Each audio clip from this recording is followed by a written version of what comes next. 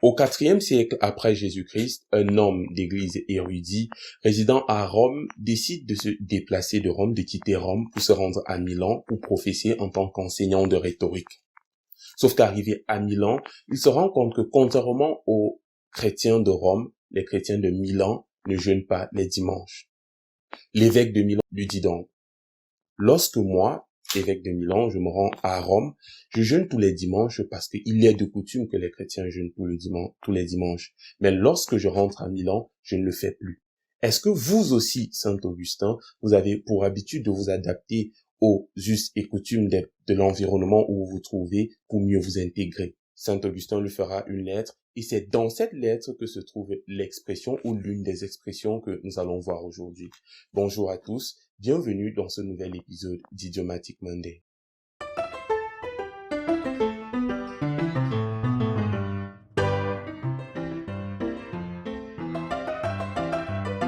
Dans cette lettre que Saint Augustin avait adressée à l'évêque de Milan, il lui écrira beaucoup de choses en latin. Malheureusement, nous ne faisons pas latin.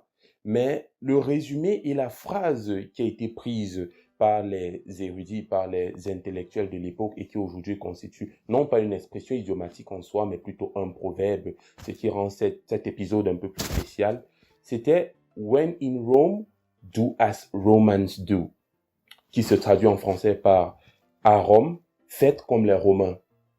Ce qui signifie arriver à un endroit, arriver en un lieu, en un pays, il est mieux de se comporter comme les personnes, comme le dictent les règles et coutumes des personnes qui vivent dans ce pays, dans ce lieu-là, pour mieux s'intégrer et pour éviter d'être en scandale aux personnes qui vivent, enfin, pour mieux s'intégrer à ce local-là. Prenons donc un exemple de phrase avec cette expression, ou plutôt avec ce proverbe-là.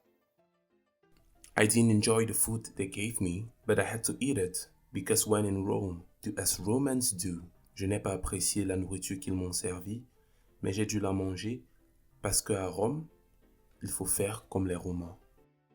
Ce proverbe est en même temps une leçon de morale, une exhortation à la flexibilité quand on sait que nous sommes appelés à voyager chaque jour, ou presque chaque jour, à rencontrer en de nouveaux lieux de nouvelles personnes de cultures diverses de la nôtre. Passons donc à la seconde expression d'aujourd'hui.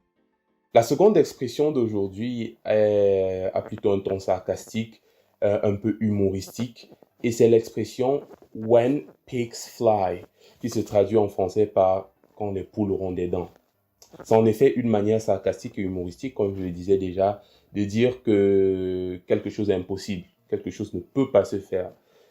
Quand on dit quelque chose se fera quand les poules auront des dents, en fait, ça veut dire que cette chose-là ne se fera jamais parce que les poules n'ont pas de dents. À ce qu'on sache, peut-être elles ont des dents et qu'elles sont tellement petites pour qu'on s'en rende compte, mais lorsqu'on dit que quelque chose se fera quand les poules auront des dents, ça veut dire en fait que cette chose ne se fera jamais. Contrairement aux autres expressions, par contre, que nous avons eu à voir jusqu'à présent, cette expression a des origines un peu mitigées, un peu embrouillées, et pour éviter de vous embrouiller autant que j'ai été embrouillé dans la recherche des origines de cette expression, je préfère qu'on s'en passe, en fait. On va pas parler des origines de cette expression. Disons juste que nous savons tous que les porcs ne peuvent pas voler.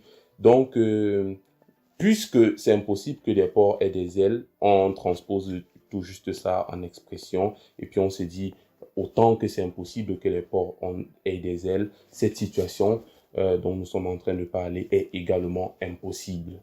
Prenons donc sans tarder un exemple de phrase avec cette expression idiomatique.